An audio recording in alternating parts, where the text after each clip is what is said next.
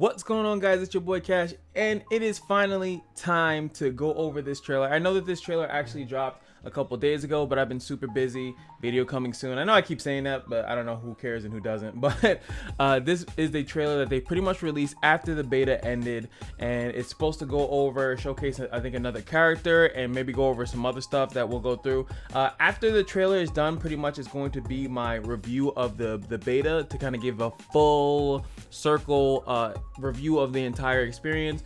What do I think about the game? Do I think you should buy it when it releases? I heard there's a rumor that they might be showing a release date in this trailer. So without further ado, let's just get into it. And after that, I'll be able to, you know, talk about stuff. I really wish, what I'm really hoping for, which will probably be my other video. I have two more videos. Yeah, let me say that. I have two videos coming after this, which is going to be me trying out Hitman. Yeah. And then another video of me playing against the best person I've ever fought in the beta with my best characters, my two best characters, which is Dragon Knight and Kunoichi. Oh boy. So it's actually cool. So you'll see that character in the Hitman video. That character busts my ass, and then they come back later in another video where I'm actually using my best character versus theirs, and I think it turns out a little bit better. But anywho, let's get into this trailer, and we shall see more. And as you can tell, I'm really hyped for this game. I'm really I'm liking and enjoying it. I think it is. Well, we'll get to that in the review section. Let's review. What are they saying? And it's a minute and 50 seconds. Imagine that. Who the hell are you? Yes, I saw a lot of that. Who is this guy? He was not in the beta. He was. I wanted to try him, I didn't get the chance to. Or end him. I fell in love with Dragon Knight. It's sad. Screw that character. A's my baby. Screw that character too. It's my boo. Double boot up.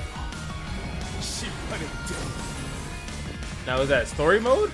Or is that how he walks in? I actually never seen him walk in. That's his outro when he wins. That's when she walks in. So that must be Crusaders walking. That's her super. They're just splitting it up to make it look different. But we're smarter than that. I don't see the purpose of this though. Okay, this is his super. And it cut it off. You something on my bitch.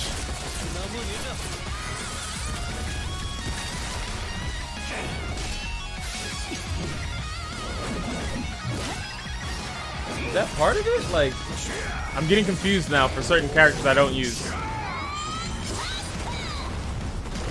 They made it seem like they're a tag team or something. Get out of here. It's not happening. Oh, was that the whole thing? What? Okay, so summer 2022. Cool. So pretty much they're just saying summer, which is a couple months away. They revealed another character. Here it is. This guy. So they're showcasing some other character. I think I've seen other thing they called him Ghostblade. It's part because you know all these characters are based on DNFO, so it's very likely that people already know what this character is, what they do. I think he's named Ghostblade. At least that's what everyone else is calling him when I look this stuff up. Ghostblade, Pandemonium, DFO, Ghostblade. So I'm assuming that's this guy's name. This is his trailer, which would be actually like. Remember when we watched these before? It looks like him. I would think that this is accurate. Now, how long ago did this character get introduced? 2 years ago, this character was released into, or at least they dropped this trailer about 2 years ago. But this does look like the same guy. See the blue kind of arm, blue arm, white hair, stuff like that. So I would say that this is definitely this character. I don't know what this is because I was hoping to see it when I was skipping through, but it seems as though it's something else that has to do with probably more lore into this guy. But it looks like he has a sword. Maybe this guy helps out. They only showed cinematics, which is like the super and like I guess the intro or outro. So we don't know what he fights like at all, which kind of sucks, but hopefully we'll get more of that. Since it is coming out in the summer, that is a big possibility that they actually might do another beta, especially after getting so much feedback, hopefully from my video especially, and anyone others any others as well. First thing that I wanted to mention is that the game played very smooth, right? The game played phenomenally smooth, and I think that that's something that needs to be really highlighted, that the game is of course rollback, but I feel like it was definitely smoother even than Guilty Gear, which is very weird. But even Guilty Gear was phenomenal, and I think that more games need to adapt to this. Now, this is me playing on my PlayStation 5 on Wi-Fi, and I very seldomly had little hiccups. You guys can see all the times that I was playing. Very unlikely that I ever have an actual hiccup while playing, and that is just a night and day. And the reason why I would have tried to go pro in Dragon Ball FighterZ, I promise you I would have, but the online was not good, especially on Wi-Fi. Same thing when I would play online games on the Switch, and sometimes, you know, in Unite, sometimes I play Pokemon Unite and it lags. Certain games do have better netcodes. If you ever seen League of Legends, and also when the hype behind Project L is that they were showing that, you know, Riot has a different server system that they have, so they're going to be able to have a better online connection. That's what they're already touting for Project L, and it looks like this game, whatever the hell they're doing, they are on top of it. And then again, I've said this in gacha games, mobile games, like, if something is working good, just copy it. For the love of God, copy it. Because the worst thing about fighting games is when you cannot play online, specifically because these games are normally not heavily story driven. Some of them, like Mortal Kombat, go above and beyond and make a really good story, and even if it makes the best story, the most cinematic, the best of the best story, the problem at the end of the day is that you want to fight with your friends, and most people don't live in the same household. All right, so you're going to be needing to fight your friends. That means, and also allows online tournaments, and allows streamers and content creators to do online tournaments. It allows the developers and or other companies to do online tournaments, and those online tournaments, especially if it's smooth like butter, you'll actually will have people that will be good enough and then be qualified to do offline tournaments, bigger events, and they will actually be able to play because you'll know that they're good, and it's not because the guy couldn't block something because there was latency and blah. A lot of people use online mistakes or mishaps as excuses, even if the code is decent. But if everyone is on board with the connection being phenomenal, then you get less and less excuses. People could actually practice and train and know that they're good at the game, and then could maybe be comfortable doing that. And for some people that's not important, but the esports or the competitive scene for a fighting game or for any game, to me, is important when it's done correctly. I don't think that most games need to be competitive from the get-go, but a fighting game kind of does need to be that, or else there's really no purpose of playing it outside of it being a fun party game like Smash Brothers. Like, you know, people look at Smash that don't play competitive. Even if you don't want to play competitive in Smash, there's so much you could do in the game, PvE wise, or just playing with your friends. And that's not the direction these games kind of go. They definitely want a competitive scene. They definitely want the game to be taken seriously. You know, that's what people try to do with Smash. Oh, it's a party, but these games want to be taken seriously, and even Smash obviously wants to be taken seriously, and it does. But when it goes to online, that's where that game kind of falters, and a lot of these games falter. So I hope that they can find whatever this, send out the Krabby Patty secret formula and give it to every other game, because this was the smoothest online fighting game experience that I've ever had. But that is during gameplay. Let's be clear.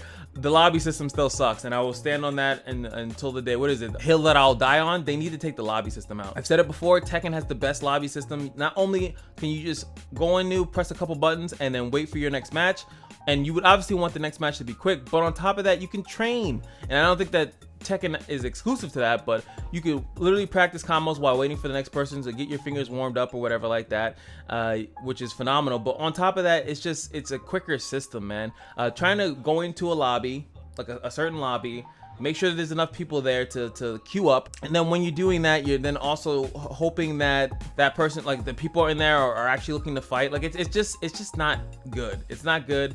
And you spend more time. And if you guys saw the video I did saying that take this lobby system out, it took me about 10 minutes with that system. Obviously when the game is out, you know, and I know some people are having some complications trying to get into the open beta, which is another issue, but hopefully when the game is out, that they just take that system out. That should be some type of lobby system specified for tournament organization. Hey, everyone coming to my room, we have 10 slots, we'll run everything through here, and XYZ. That looks way better for tournaments, so they can actually maybe put passwords. I didn't think that they had password protections on anything. I think that would be a thing too, really make it easier. And they already have the spectate mode, which sometimes I don't know why games forget spectate mode, but these are the things that you need to have a successful competitive online fighting game. And if you want to even have a ranked system where people can rank up and do that, you need to have it that people can find matches quickly and be matched with people around their level, which they didn't have that currently in this game,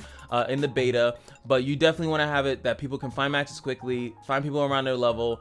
Or maybe what they did, I think, in Guilty Gear, where you could say, oh, I want to fight someone that's higher. The heaven system in Guilty Gear Strive was pretty cool. You know, I think once every month or a couple months, you know, the people that are in heaven, they get a certificate and stuff like that. That was a cool system. I still think that's dope. Hopefully they could introduce something like that into this game. And, you know, Arc system is still doing strides. They're striving. They're doing really good as far as what they're doing with the fighting community. And it's really making, in my opinion, like Capcom and NetherRealm kind of look embarrassed. Because I never heard of Arc System Works outside of the last couple years, ever since Dragon Ball FighterZ came out, and they are pretty much taking the Capcom cake outside of people that are just really big fans of Street Fighter. The character designs are phenomenal. The moves are phenomenal. I am not a big fan of like the one button super that goes into like a whole cinematic and does a decent chunk of damage. I do think that there should be a little bit more to that, or more scaling, or something. Or maybe that, you know, it would be crazy if it does more damage the longer your combo is, but then again, it's one button, so all you have to do is do a decent combo and then press that one button. I don't know. I'm the simplistic controls, I'm still not used to it altogether. Sometimes I end up mashing more often because I'm just trying square, triangle, and I'm trying to remember back, forward, left. And sometimes I when I first started playing, I was doing Shoryuken motions, you know, like Hadoukens, and I'm thinking like, oh, I don't need to press that. Or I thought maybe if I did it like in Grand Blue Fantasy, when you do the actual motion, you get it on a slower cooldown. So I'm like, my mind is not mentally there to just like, oh, it's just circle, or it's just forward circle, or it's just back circle, or it's just back down X. But technically now your character has a lot more moves, and sometimes and I think even in Strive, certain characters don't have as many moves as technically the characters in this game, because you have, you know, if you go neutral, right, the neutral, then you have up, down, left, right. So that's 5 moves to one button, you know, with a directional, right? And then you have this X, and it's the same thing. It's like, boom, that's 10 moves. And sometimes I would look at, like, if I look at Strive, if I go back to Strive, I'm pretty sure that certain characters only have like 5 moves. You know, so like I think that they found a way to give a characters a decent amount of moves, but then every character I think has the same amount of moves, and it just depends on where it is. And that was kind of like the trade-off when you would play a fighting game. The thing would be is that this character has 3 moves, but he's very strong. So like now you have a character like Grappler, which, you know, some people I've saw complaining about, but he has a decent variety of moves, probably more moves than most grapplers have ever had in their life. You know, usually it's that one grapple on the ground, and then it's usually like, you know, maybe an air grapple or something like that. But now every person has, I think, at least 10 moves, and some characters have a different things that pop up, the passive abilities and stuff like that. The game just looks fantastic. I just think that they need to fix the lobby system. I don't know if they really need to add a story mode for me. I haven't seen anyone complain about that, but let me know if that's something that you specifically want, a story mode to kind of explain what these characters are. I think the blandness of their names kind of really doesn't get you interested. You know, that's the whole aspect. You give a character a name like Ryu, Ken, you know, then you're like, what's his story? But when the character's name is Striker, unless you give that character a name, I really don't care. What's Striker's background? What's Grappler's background? It just sounds stupid. So that's gonna be MFO for me. YFO's in the comment section below. Let me know how you feel about DNF Duel, the open beta. Hopefully we'll see some more news. If there's any more news that come out on this game, I will definitely cover it. I will want to keep you guys updated on this game. And if, of course, if you guys have any other games that you want me to look into or cover, it doesn't have to be a fighting game or a mobile game. I've been looking through some other games that are coming out, but if there's a game that you really want to bring to my attention, you know, drop it in the comment section below. Hey, check this out. If it's something that I like, I'll obviously do a video on it. If it's something that I looked up and just didn't like, I'll just respond to the comment. I'm not into that game, sorry. So all good, and it's what you guys might see on the channel, so all good in the hood. But that's MFO. Now you guys know. Like, comment, subscribe, and just remember that every day at the casino is your lucky day, and I'll see you guys in the next video. Peace.